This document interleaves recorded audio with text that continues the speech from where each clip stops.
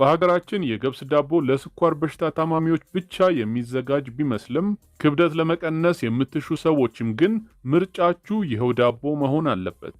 ገብስ ከፍተኛ የፋይበር ይዘት ያለው ሲሆን የኮሌስትሮል መጠንን ለመቀነስ ከማገዙም በላይ በደም ውስጥ የስኳር መጠንም ከፍ እንዳይል ያደርጋል። የገብስ ዳቦ የካርቦሃይድሬት መጠኑ በጣም አነስተኛ ሲሆን በቫይታሚን፣ ማዕድናት፣ ሴሌኒየም እና የተለያዩ ንጥረ ነገሮች የበለጸገ በመሆኑም ከተፈተገ የስንዴ ዱቄት ከሚሰሩ ዳቦዎች ፊታችሁን ወደ ገብስ ዳቦ ልታዞሩ ይገባል። 13ኛ ኮኮናት ኦይል። ከዳቦ በመቀጠል በየቀኑ ወደ አፋችን ከሚገቡት ነገሮች ውስጥ ሊዘነጋ የማይገባው ምግብን ለማዘጋጀት የምንጠቀምበት ዘይት ሲሆን ክብደትን በፍጥነት ለመቀነስ ካሰባችሁ መጠቀም ያለባችሁ የኮኮናት ዘይትን ነው። 50% የሚሆነው የኮኮናት ኦይል ይዘት MCT ወይንም ሚዲየም ቼን ትራይግሊሰራይድ የተሰኘ የስብ አይነት ሲሆን ይህ ስብም ጤናማና ገብቶ ከመቀመጥ ይልቅ ወደ ጉልበትነት በመቀየር ሌላ በሰውነት ውስጥ የተጠራቀመ ስብን ለማቃጠል የሚጠቅም ነው። እርግጥ ከተቻለ ዘይትን ሙሉ ለሙሉ አለመጠቀሙ የሚመከር ቢሆንም ያን ማድረግ የማይቻል ሲሆን ግን ካሉት አማራጮች ውስጥ ክብደትንና ቦርጭን ለመቀነስ የኮኮናት ኦይል ተመራጭ ነው። 12ኛ ቡና። ይህ ለብዙዎች በጣም ጥሩ ዜና እንደሚሆን አልጠራጠርም። ቡና በክብደት መቀነስ እና ቦርጭ ማጥፋት ትግል ውስጥ የምግብ ፍላጎትን በመግደል አይነተኛ አስተዋጽኦ ይኖረዋል። በተለይ የምግብ ፍላጎታችሁ ከፍተኛ ለሆነና ያን መቆጣጠር ለከበዳችሁ ሰዎች በጣም ጠቃሚ ነው። ጥቁር ቡና ኦልሞስት ምንም አይነት ካሎሪ የሌለው መጠጥ ሲሆን ሲጠጣም ባዶውን ቢሆን የበለጠ ተመራጭ ነው።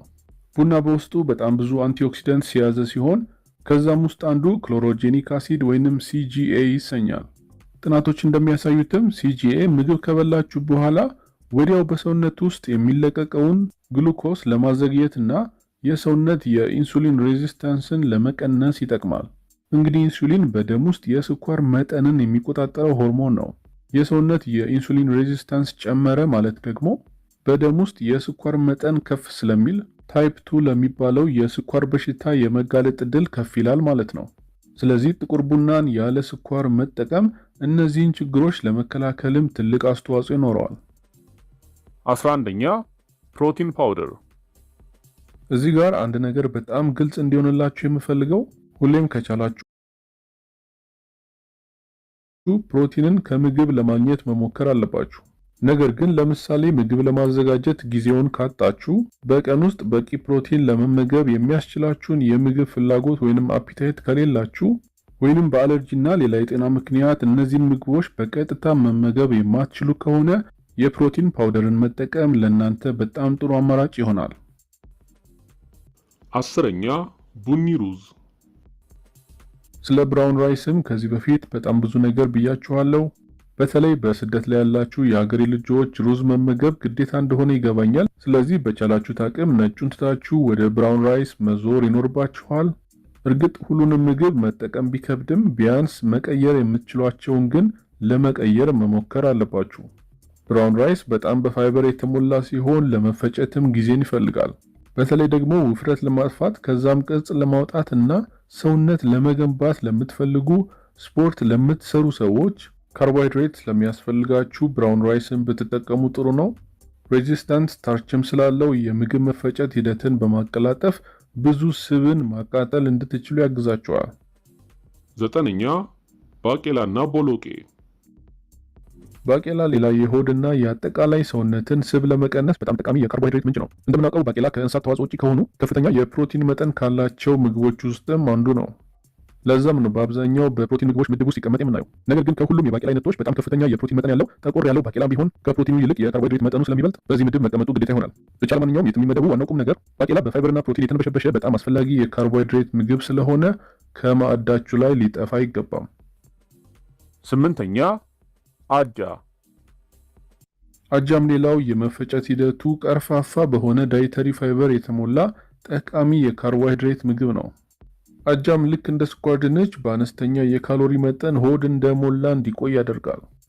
እንዲሁም የምግብ መፈጨትን ስለሚያቀላጥፍ በተለይ ፕሮቲን ያላቸውን ምግቦች በብዛት በምትወስዱበት ወቅት ጠዋት ላይ አጃን መመገብ በጣም ጥሩ አማራጭ ነው።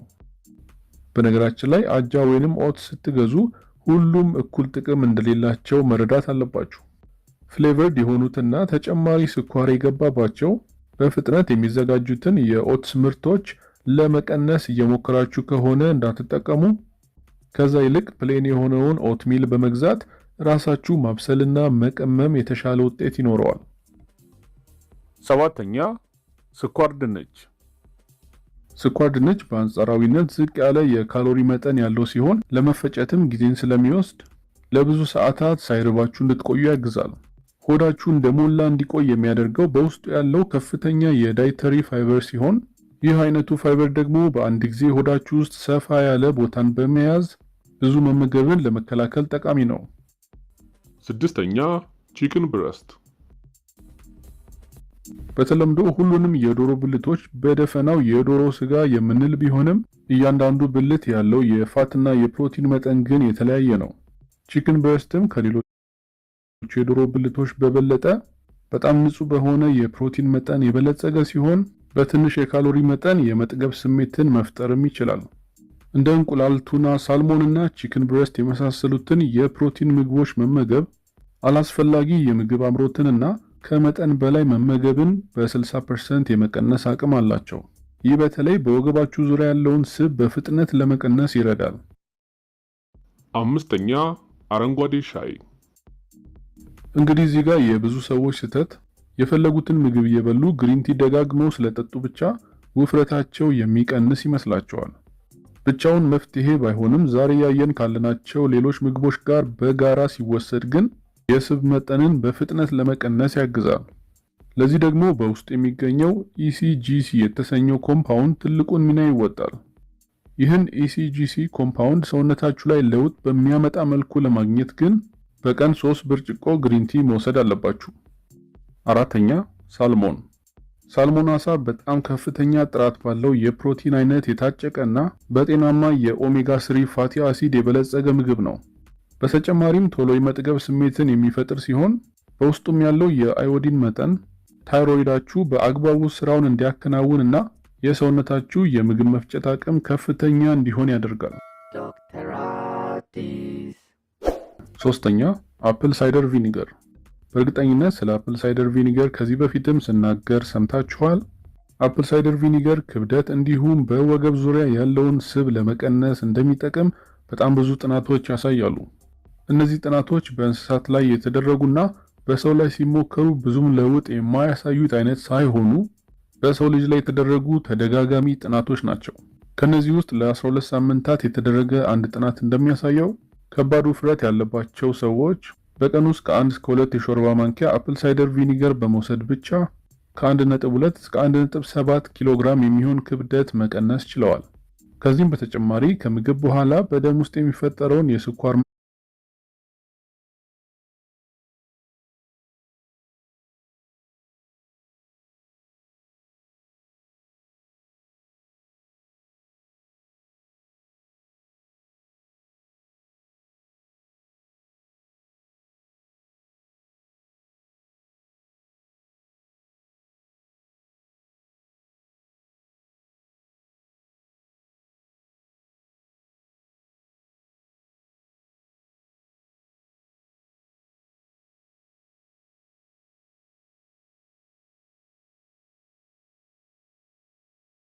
መቆጣጠርና የካሎሪ መጠንን ለመቀነስ ይጠቅማል። ታዲያ ይህን አፕል ሳይደር ቪኒገር ስትወስዱ በአንድ ብርጭቆ ውሃ ውስጥ መቀላቀል እንደሚያስፈልግ እንዳትረሱ። ሁለተኛ እንቁላል። እንቁላል ውፍረት ለመቀነስ በምታደርጉት ትግል ውስጥ ሁሌም የቅርብ ጓደኛችሁ ሊሆን ይገባል።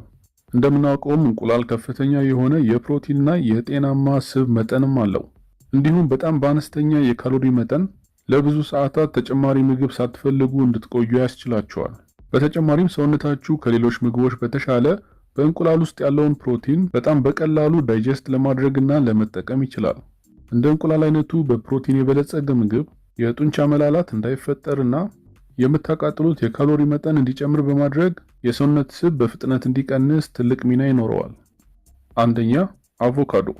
ከሌሎች ካርቦሃይድሬት በብዛት ከሚገኝባቸው ምግቦች በተለየ አቮካዶ በጣም ጤናማ በሆነ ስብ የበለጸገ ምግብ ነው።